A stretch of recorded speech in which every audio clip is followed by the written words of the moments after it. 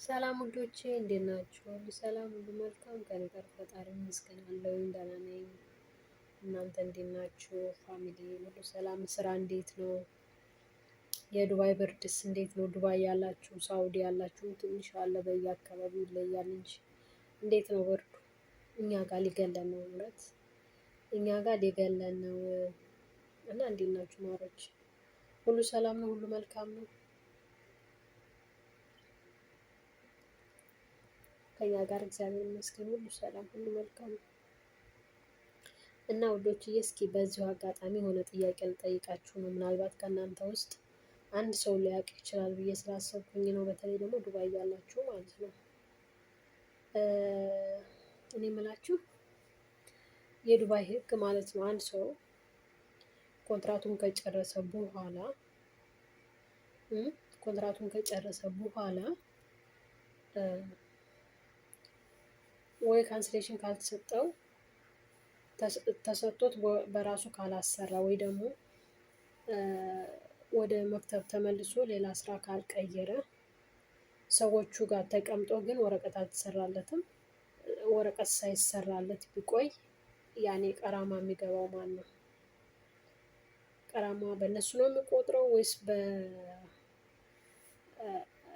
ያኔ በእኛ ላይ ነው? በማን ነው የሚቆጥረው?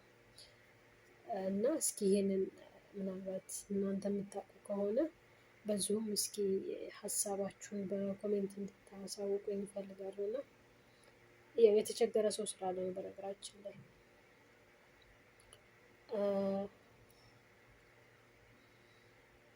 እና ፈልጌው ነው። የምታውቁ ካላችሁ ዱባይ ያላችሁ ካላችሁ ስለ ህጉ የምታውቁ ካላችሁ፣ እኔ በነገራችን ላይ አዲስ ነኝ ለዱባይ። ያኔ ስለ ዱባይ ህግ ብዙም አላውቅም እና እስኪ ንገሩኝ ማሮች፣ በእናታችሁ የኔ ውዶች የምታውቁ ካላችሁ ኮሜንት ላይ ጻፉልኝ። እና አሁን ኦሬዲ ያው ልጅቷ በራሷ ወረቀት ለማሰራት ነው የፈለገችው፣ ያኔ ፍሪ ቪዛ ማለት ነው። ፍሪ ቪዛ ማለት በራሱ አይዲ ማለት ነው ማሰራት የፈለገችው። እና እነሱ እንትን ማለት ስላልፈለጉ መልቀቅ ስላልፈለጉ አውቀው ዛሬ ነገ ይሏታል ማለት ነው። ወረቀቱ እንትን ከተባለ ትንሽ ቆየት ይላል። እና ባይዘወይ እኛ ቤት ውስጥ ማለት ነው እንደዚህ አይነት ችግር አለ። እኔ ለምሳሌ ወረቀት ላይ በጣም ችግር አለ። እና እኔ ለምሳሌ ከ6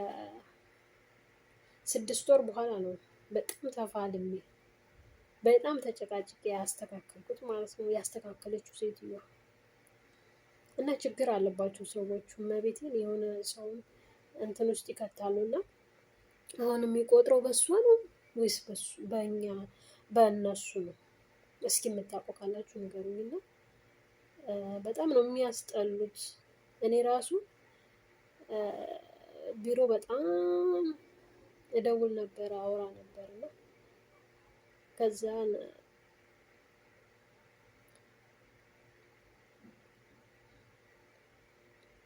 ሰው መጣ መሰለኝ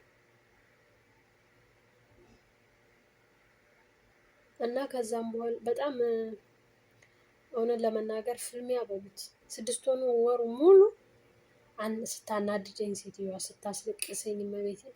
ከዛ መጨረሻ ላይ ዛሬ ስትለኝ ነገ ስትለኝ፣ ዛሬ ስትለኝ ነገ ስትለኝ፣ ዛሬ ስትለኝ ነገ ስትለኝ፣ ወይ ማርያምን አሳበደች።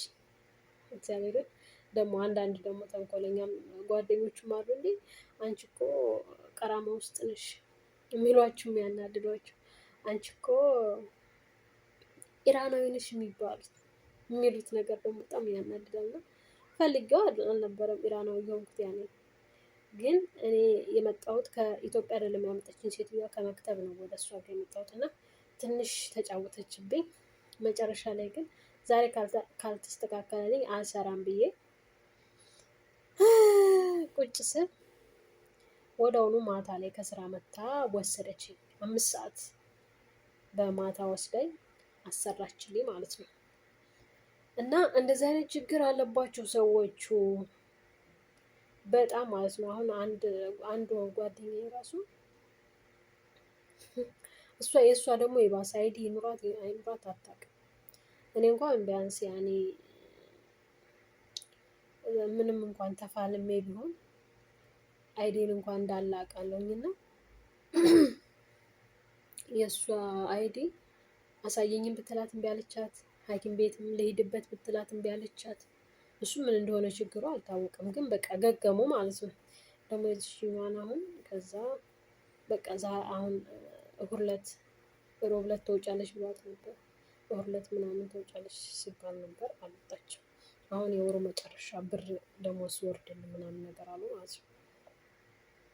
አልሙህም መጨረሻውን ምን እንደሆነ ግን አሁን ሀሳብ የሆነብን በእሷ ነው የሚቆጥረው።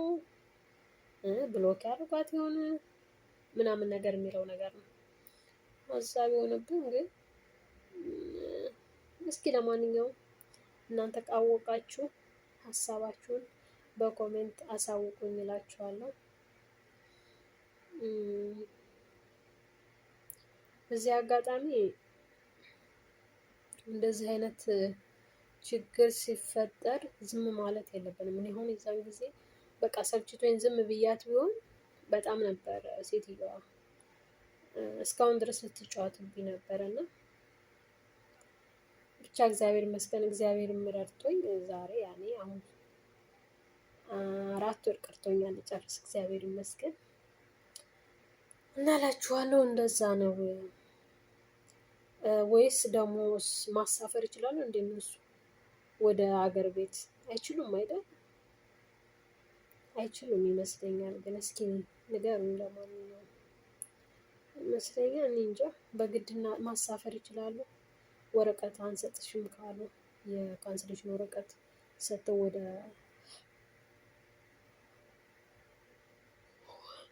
ይቅርታ ወዶች አፋሸኩባችሁ። ቡና ጠጥቻለሁ፣ ምሳ በልቻለሁ፣ የቀረ ነገር የለም። ግን ለምን እንዳፋሸገኝ አላውቅም። ብቻ እና እንደዛ ነው እላችኋለሁ። ለማንኛውም